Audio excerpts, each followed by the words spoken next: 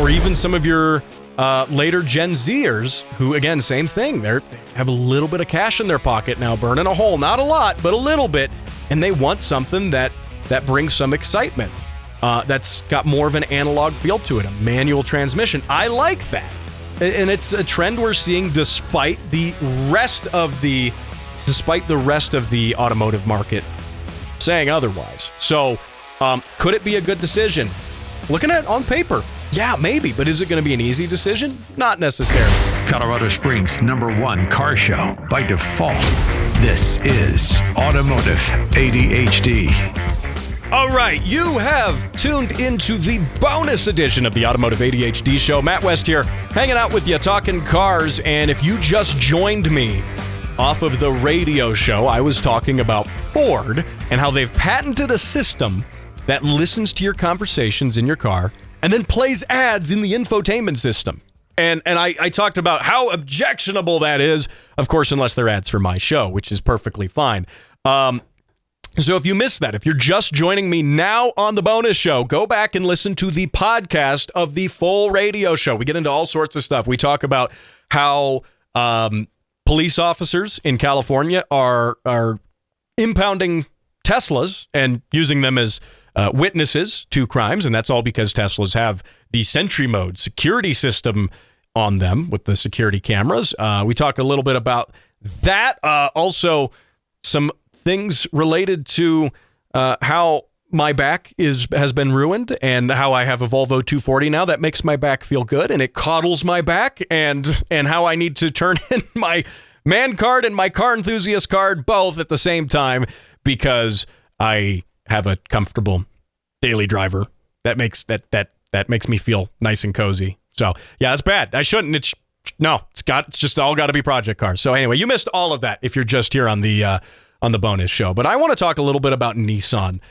So this comes by way of Nico DiMattia from The Drive, hat tip there, and a Nissan's vice president of global product strategy, Ivan Espinosa, says that he wants to add a third entry-level sports car into the lineup at Nissan, and that it could be the Nissan Silvia.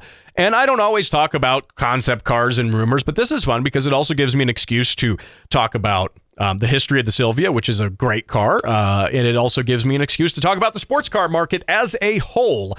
And right now in the Nissan lineup, you've got the GTR and you've got the Z. And those are their two sports cars in their lineup. You compare that to Toyota, for example, who's going to be the biggest one-to-one competitor for Nissan in terms, and they've been competitors kind of in a one-to-one sense for a long time. But, Toyota has the Supra as its kind of flagship sports car. Then you've got the GR Corolla somewhere in between there because it's kind of more expensive than the GR86, but you got that. I would call that, in the sports car realm, it would be the Supra, then the GR86, and the GR Corolla. But let's be real, the GR Corollas are fetching a lot more money than those 86s are. But that you have this lineup of cars, and Toyota's doing well with that. And I think that, if you're looking to add a third sports car into the mix at Nissan, it's probably not a bad idea. And I say that knowing that people don't buy sports cars very much. Sports cars are very much have been on the downward spiral for several years, especially ones with automatic transmissions. And that's just because of a number of things, people's car buying tastes changing to reflect the greater economy. But this got me thinking, though. Well, does it make a lot of sense? Does it, right? It got me thinking about that. Because if this guy, vice president of global strategy, seems to think that this is a good idea, I want to give this a second look. And I have some statistics here. And the statistics here, I'm looking at sports cars in the U.S. market.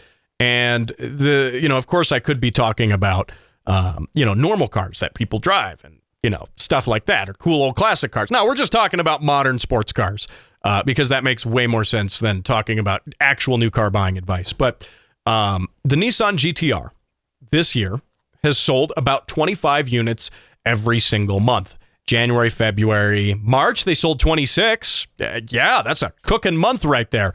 They were on fire. April, 24. Okay, it kind of made up for that extra one in March.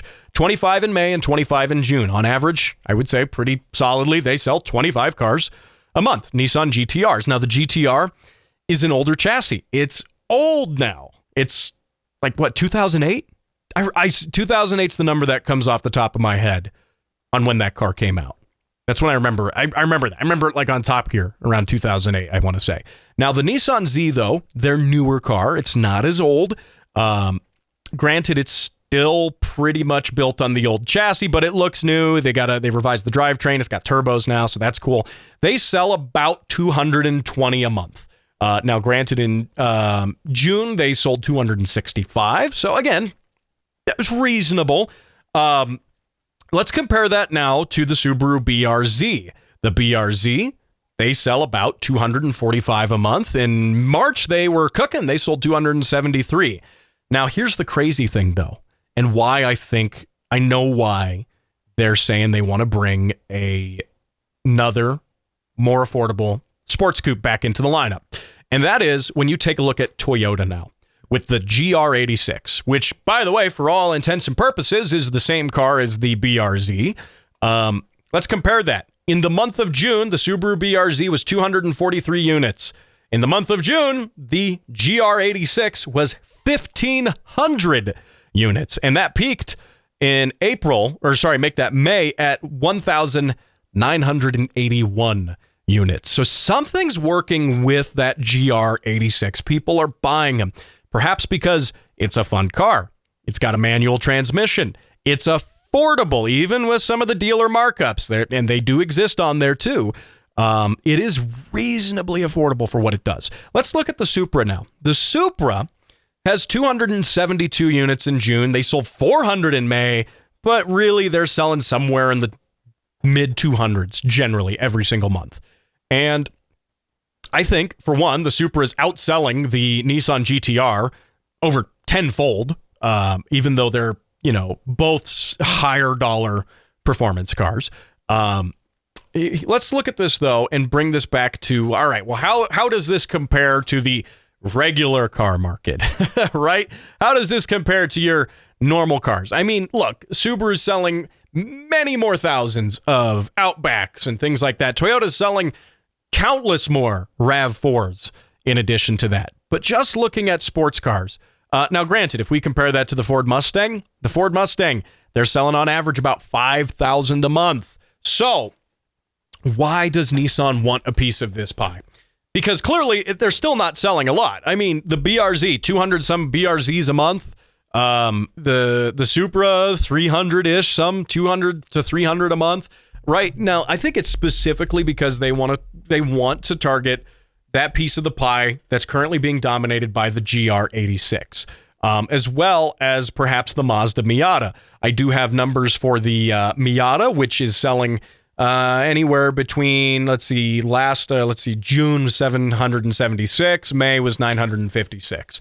So even the GR86 right now, despite the problems that it has, despite those issues, it's got issues with the RTV sealant getting sucked up into the oil pickup. It's got other oil starvation issues outside of that. It has issues with, Toyota's warranty, which I've talked about on the show before.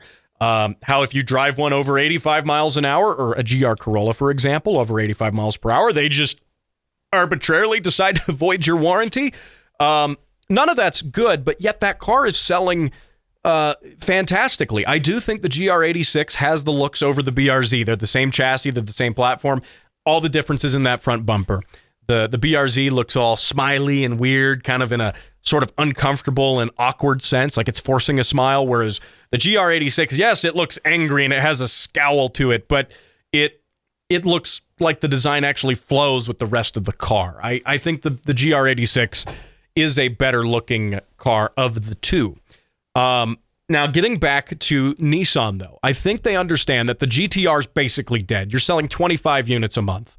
That cannot be profitable. And they know that because they are canning the GTR. Are they going to bring back a R36? There's been rumors of that, an R36 a next generation. But look, I don't think even the bean counters at Nissan are going to look at that and be like, look, man, the old one was selling 25 units a month. Supra's outselling us, tenfold on that. Let's just let that thing, let that ride into the sunset and just be on its way. Now, when we look at the Z, though, the Z's not bad, but it's expensive for what it is. It is expensive. I mean, price-wise, your biggest competitor is going to be the Supra, more so than the GTR. The GTR and the Supra, granted, I mean, a GTR, you can run well past the $100,000 mark on there. Not so much on the Supra. Is there going to be a special edition Supra, a GRMN Supra? They say there will be, but I don't even think Toyota is going to do that. They're still not selling enough of those, right? So if you want to take a piece of that pie out of those GR86 sales, you need something affordable. You need something fun. You need a 2-seater coupe with some sort of higher performance, maybe a turbocharged 4-cylinder engine. The way things look these days, maybe some hybrid boost 4-banger. That's, something like that. Now, what I find interesting here is that Ivan Espinosa at Nissan says that, he says, quote, "But I'm trying, as I said, and I keep saying it in my brain, 3 sports cars in my lineup, a GTR, a Z, and something else. And something else in my brain is called the Silvia," according to him. Now he goes on to say, quote, "Now will we do it? I'm trying," end quote. He probably obviously has to work against the bean counters there, which that's got to be hard when you're justifying a low volume sports car. Let's even be real. The BRZ or let's just say the GR86, 1,900 units in 1 month. That's a low volume car. Compare that to any other car out there. I mean, that's a low volume car still. Is it making them a lot of money? No, Toyota doesn't even they partner up with Subaru for it. They partnered up with BMW for the Supra because they couldn't justify the R&D costs. Now, Nissan, Ivan Espinosa is trying to say that, well, we can do it. And he says, "I will personally advocate to not partner with another brand," he says. "Not on these kinds of cars, and also because it's one of the things that Nissan can do very well." I don't know if I believe you. I don't know if I do. I think it can make sense. Yes, it can make sense. I started this segment saying that I think it can make sense if you do it right and you cut into those sales of the GR86. There is something to be had there, but can you justify it to the bean counters? Now, I don't think Nissan's gonna. Now, they don't typically partner with other brands on this sort of stuff. They don't. But that's also because the GTR is 1 million years old and the Z is a turbocharged version of the 370 chassis-wise. It really is. I mean, the bones of that car, they didn't have the R&D to really build a new car from the ground up. And will American buyers understand the Silvia brand name?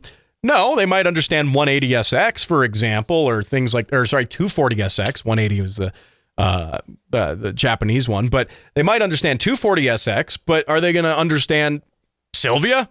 S13, 15, 14, 12, 11? No, obviously this would probably be an S16, I guess, but I don't know. I think it could work when you look at the numbers in the sense that people aren't buying sports cars, especially the expensive ones.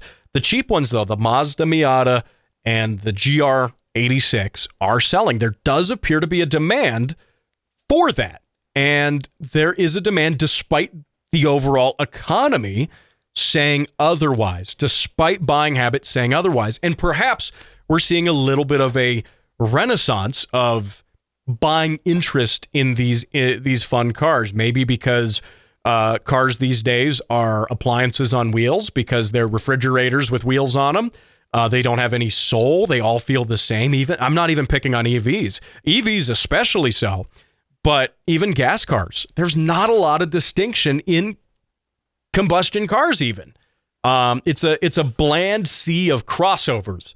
And I think buyers and your younger buyers, your millennials now who have some capital, who have some career experience and have some money behind them, or even some of your later Gen Zers who, again, same thing. They have a little bit of cash in their pocket now, burning a hole. Not a lot, but a little bit. And they want something that brings some excitement, that's got more of an analog feel to it, a manual transmission. I like that.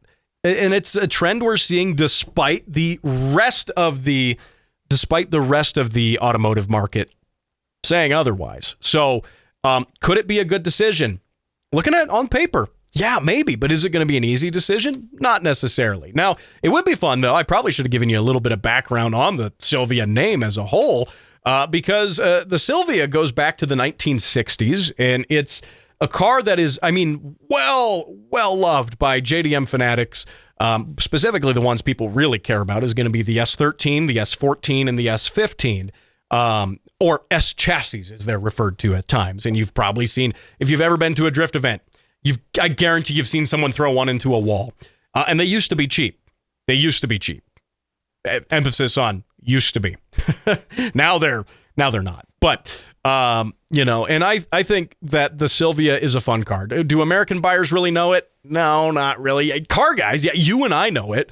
Your general buyer's not really going to know it, just like your general buyer doesn't actually know the reason the GR86 is called the GR86. Like, they just picked some numbers in it, and it works. I guess they did that originally back in the 80s, but I mean, it was the chassis code, and then they kind of did it in succession. But anyway, so I digress. One other fun thing I wanted to get to here in the bonus show, which has been enough of me just rambling about markets and statistics and stuff. I do want to reply to some YouTube comments. I want to take some time out of the show to do this every so often, and I think this is a fun way to do it. And it's sometimes I don't have time on the radio show to get to it. And of course, people on the radio, I mean, a lot of them aren't watching on YouTube. There is a difference. I fully understand that. But you might be watching this on YouTube right now. And there are some comments here on, for example, this is a fun one relating to the Cybertruck, by the way. I get comments of sometimes love and admiration. Probably not really. But I also get lots of these keyboard warriors who come along. This user, Jacob Brown, 8561. He was responding to a video I did on the Tesla Cybertruck. It was a video I did from the Monica's taco shop drive-through here in Colorado Springs, like 15 seconds, just, noticing that the Cybertruck has, if you make it glossy, the Cybertruck that I saw driving by was wrapped, and if you make it glossy, you can see the metal's not really flat. It's very wavy. And he says, in caps, it's bulletproof, LOL. And then he goes on to say, different metals have different character traits. And that's why Elon engineered it and not you. Then he says, that's how I feel about wavy metal, that is. Bulletproof, all caps. $100,000, and he doesn't know why, ? That is cheap. ROTFLLMFAO. All right. I can't say that very fast. Rafflemouth. There we go, Rafflemouth. It's been has anyone used that abbreviation in a while? I feel like that's old school. Anyway, but I find this funny because, I mean, technically, yes, the Cybertruck is bulletproof, but not to all bulletproof. I'd call it more bullet resistant. Now, granted, it is more bullet resistant than most automobiles are. That's fair. I'll give you that. But let's steal Jim Miller's idea from last week, which is that a dumpster is also resistant to 9mm rounds and smaller. But we don't go around saying that, well, it's a, all caps, bulletproof dumpster. No, we certainly don't do that. Second point, he says $1,000 and he doesn't know why, as if Mr. Jacob Brown here does know why, which he hasn't elaborated on that. He didn't actually say why, but here's the thing. It was advertised in the $50,000 range initially, maybe even less, but that's kind of where the ballpark was. Now it starts at $80,000, and I decided to pull up a handful of listings on Auto Tempest for Cybertrucks. And you know what? Jacob? You're right. I don't know why all of these listings are significantly higher than even $100,000. They're not even $100,000. Here we go. $189,900, $179,900, $175,000. I could keep going. Why is that? Why? Now, granted, you could probably get one for $100K if you go through Tesla and you go through all that. But even then, $100K, is that cheap for a pickup truck? Is that cheap to you? Because I guess if it is, I mean, I mean, I'm in the wrong profession, obviously. I should be a keyboard warrior on the internet because that clearly pays significantly more than I'm making. Anyway, if you do want to see the video I'm talking about, jump over on the YouTube page and go to the shorts and you will see it. Now, here's this, another one here. Soul of Touch Music 93. He was responding to my video I did on my, when I regrettably took the engine and transmission, my K24 swap for my S2000, and put it all back together. And I had the whole subframe out. I put the motor on, transmission on, bolted the whole thing back together, only to discover that I didn't put the clutch release fork in. And so I had to take it all back out again and do it again. And he says, man, I feel your pain, but why are you putting that engine in that car? Isn't the original one better? If you wanted torque, just buy a Camaro. Well, I definitely, see, the reason for that, K24 and the S2000, yes, the original engine is a better engine. And also just buying a Camaro would be cheaper, and that would make too much sense, and that's not allowed. That's just absolutely not allowed. Yes, I know at the beginning of the show, the radio show, if you caught that, I did discuss my the fact that I'm going soft, and I have a comfortable daily driver now with air conditioning in it because it doesn't make my back hurt. Yes, I know that, but let's ignore that I said that. Completely backtrack on that and retract that entirely. The whole first segment of the radio show, just retract that. I never said it.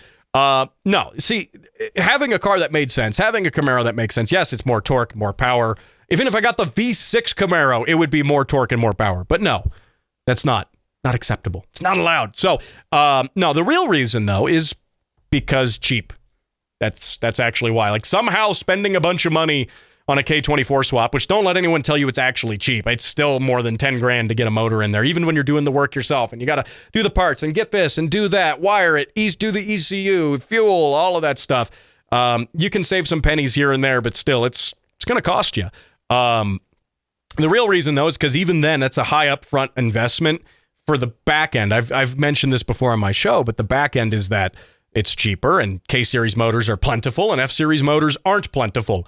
And they're expensive. And I can also, if with a K-Series, I can just go to AutoZone and buy a water pump. And I can buy an alternator. I can buy stuff. The goal for the car is to drive it hard on the track a lot. So having that parts accessibility is why I did that. Now, why did I do it? Take the motor out twice? Because I definitely totally remembered to put that clutch release fork in the first time. Certainly. Sarcasm, by the way. Finally, last one here. Also replying to that same video, and I was talking about price and things like that. He says, this is that shower done. That showered one. I'm just kidding. Anyway, the showered one. So, he says, and that's on the lighter side of things. Imagine breaking apart on a Japanese domestic market only car like a JZX, then having to search endlessly for something as simple as a CV axle. Then wait 5 months to get a used one and delivered from Japan, and that's going to cost you like $600 just to ship it. Yeah, 1,000%, 100 million% actually. Ask Jim Miller, who I had on the show about that. His solution, though, is interesting. Because let's take that JZX, for example, and he likes his chasers. He likes his JZXs. He likes the earlier ones, though. But his solution is, okay, I've got this chaser. I broke something on it. I'm going to go buy another chaser and then take the part off that other chaser and fix the first chaser. And then something else breaks and I need another part that's not on the chaser I just bought for the first chaser, and then go find another chaser. And then you end up with like a JDM salvage yard of awesome parts. And he did that, by the way, too, he also buys stuff in bulk. And that actually seems to work really well. He buys things in bulk. And like, for example, AE86 windshields. I need one for my car. And my windshield's pitted to death and it's got some chips in it. And he goes, hey, I just bought some 86 windshields, plural. And I was like, okay, I'll buy one off of you. And he says, all right. He bought a pile of them. You can't even find them anywhere, but he found some and he bought them all. And that also works. That also works. Two to that notion of how do you maintain a JDM car and something that's hard to get parts, you just buy a bunch of them. And if you're looking for AE86 windshields, don't ask Jim because he's keeping his for all of his 86s now. I got probably his only spare one. But he's also the reason you can't find a windshield because he bought them all. So anyway, doing that obviously is a acceptable way to keep old cars running on the road and all of the above there. So if you want to jump in on the conversation on this, go ahead and do that. You can comment on the YouTube video here. You can also, if you're listening on the audio-only podcast, run over to the Facebook page, drop a comment on there. I want to hear from you. I actually kind of like responding to some of these comments. It's fun. Is it cheap and easy content that I don't have to do any work for? Absolutely not. No, not at all. But you should go ahead and drop a comment on there. So anyway, if this is your first time hearing the show, I do a radio show, by the way, about cars every single weekend. You can hear that radio show on several great radio stations in Southern Colorado. AM 1460, The Answer, AM 1400 KRLN, 100.7 The Word, and 91.7 KLZR, all across Southern Colorado. And you can hear it right here as a podcast. So thanks for listening. Thanks for watching. I'll talk to you next week when I find more crusty project cars and maybe hurt my back again. I'll see you then.